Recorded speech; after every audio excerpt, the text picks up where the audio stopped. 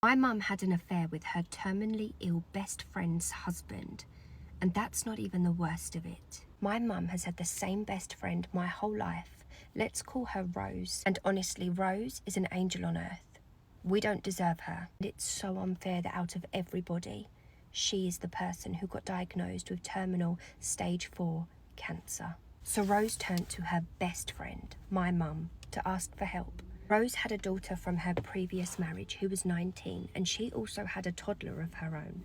And then Rose and her husband had a 10-year-old daughter between them. And the four of them were really struggling with what was going on. So Rose reached out to her best friend, my mum, to ask for help. And of course my mum said yes. She moved them all in, other than the 19-year-old daughter and her toddler, because we didn't have the space. So Rose actually used her sick benefits to pay for her 19-year-old to be put up in a bedsit with her toddler. And then the three of them moved in with us. My mum sounds amazing, right? Wrong. Because she was already having an affair with Rose's husband. She was sleeping with her best friend's husband whilst her best friend was nearing the end of her life in agony. Then between the two of them, my mum and Rose's husband, they decided to ship her off to a nursing home 2 hours away so they didn't have to deal with her anymore.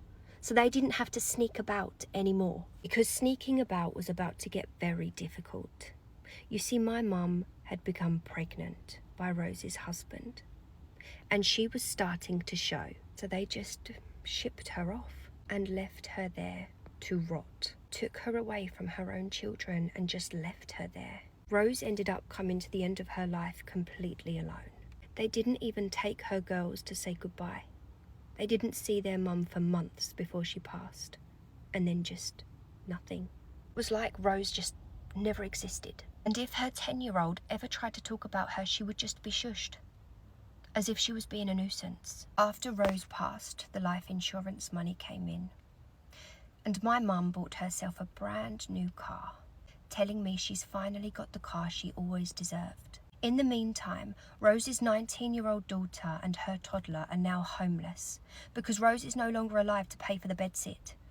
And my mum and her new boyfriend refused to pay. She's homeless whilst my mum is driving about in this new car telling me it's what she deserved. Wait, it gets worse. When Rose's 19-year-old daughter was 13, Rose had just got out of a really abusive relationship with the 13-year-old's dad. Everything went through social services to make sure the child was okay, was adapting okay, to make sure the dad wasn't coming back into their lives. My mum was the social worker that was assigned the case. Then my mum and Rose ended up forming a friendship. She exploited Rose's trust, crossed every boundary, destroyed real lives, and smiled whilst doing it. She wasn't just a bad friend. She was a manipulative predator who preyed on this family only to rip it apart from the inside. But karma has claws. You see, during her pregnancy, my mum's mum, which would be my nan, she got diagnosed with the exact same cancer. And 7 weeks later, she passed. She didn't even get to meet the baby. And I hate to say it, but I truly believe that's the universe balancing the scales. I haven't spoken to my mum since, and I don't plan to.